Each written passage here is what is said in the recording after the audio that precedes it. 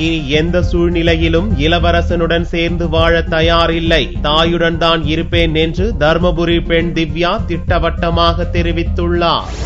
தர்மபுரி மாவட்டம் செல்லான்கொட்டாய் கிராமத்தைச் சேர்ந்த திவ்யா மற்றும் நாய்க்கன் கொட்டாயைச் சேர்ந்த இளவரசனின் காதல் திருமணத்தால் இரு பிரிவினரிடையே கலவரம் வெடித்தது.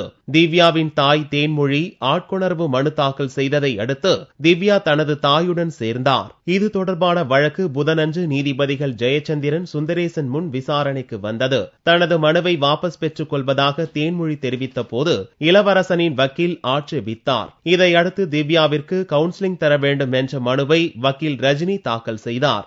திவ்யா மிரட்டி பணிய வைக்கப்பட்டுள்ளார் என்று ரஜினி கூறினார். என்னுடைய அம்மா எனது திருமணத்தை ஏற்றுக்கொள்ள மறுக்கிறார். ஆகவே நான் எனது அம்மா ஏற்றுக்கொள்ளும் வரை அம்மாவோடு நான் தங்கியிருக்கிறேன். எதிர்காலத்தில் ஏற்றுக்கொண்டால் நான் கணவரோடு சென்று வாழ்வதற்கு தயாராக இருக்கிறேன் என்று நீதிபதிகளிடத்திலே தனியறையில் திவ்யா சொன்னார். தாயுடன் வாழ திவ்யா ஒப்புக்கொண்டதால் தான் வழக்கை வாபஸ் பெற்றதாக கூறிய அவரது வக்கீல் திவ்யாவின் வாக்குமூலம் திரித்து வெளியானதாக புகார் கூறினார். திவ்யா எனது தாயாரோடு செல்ல வேண்டும் என்று விருப்பத்தை தெரிவித்தார். அதற்கு பிறகு அந்த வழக்கினுடைய விசாரணை இன்று போடப்பட்டது. இன்று நீதிமன்றத்தில் தேன்மொழியின் சார்பில் தேன்மொழியே நீதிமன்றத்தில் நான் தொடர்ந்த வழக்கை தொடர்ந்து எனது மகள் என்னோடு வந்துவிட்டதால் இந்த வழக்கை மேற்கொண்டு நடத்த விரும்பவில்லை, திரும்ப பெற்றுக் கொள்கிறேன் என்று சொல்லி அதற்கான கையெழுத்தையும் அங்கே இட்டு சென்று விட்டிருக்கிறார்.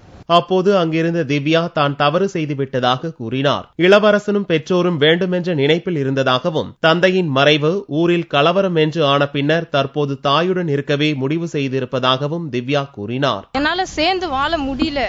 எனக்கு எந்த ஒரு ஆசையும் எந்த ஒரு எண்ணமும் அவன் மேல தோணவே இல்லை. எனக்கு எல்லாமே என் அப்பாவோட நினைவு மட்டும்தான் இருக்கு. அன்னைக்கு இருந்த சூழ்நிலையில நான் அங்கிருந்து என்னால மீறி வர முடியல. அதனாலதான் நான் இவ்வளவு நாள் டைம் எடுத்துக்கிட்டேன். இப்ப நான் வந்துட்டேன். இனிமே நான் எந்த சூழ்நிலையிலயும் சேர்ந்து வாழ தயாரா இல்ல. இவ்வழக்கு மீண்டும் வெள்ளியன்று விசாரணைக்கு வர உள்ளது.